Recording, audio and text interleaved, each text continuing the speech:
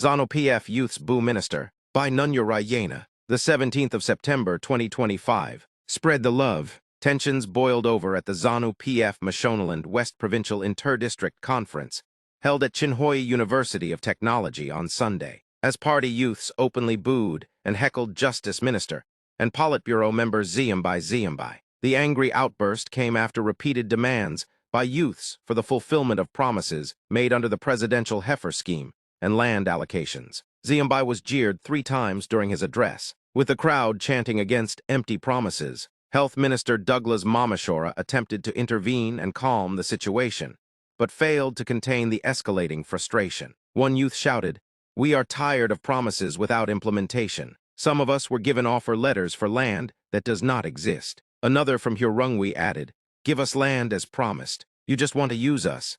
Now you're talking about 2030 without honoring the 2028 promises." Efforts by Provincial Chairperson Mary Mliswichikoka to restore order were also drowned out by continued demands for land. The impasse only eased after War Veterans League Chairperson Hapasan Muchachetter urged youths to calm down. Mliswichikoka was unreachable for comment, while Provincial Information Secretary and Vice Chairperson Ms. Hek Nyarubero declined to speak on what he called a hot issue involving senior leadership. Despite the disruption, the conference resumed briefly, with resolutions read out at the close. The most notable was a call for the extension of President Emmerson Mnangagwa's term from 2028 to 2030, reaffirming a resolution first adopted at the Bulawayo Conference last year. As Mashonaland West Province has unanimously resolved, we call for the immediate implementation of our resolution to endorse and affirm His Excellency Dr. Emmerson Mnangagwa as the first Secretary for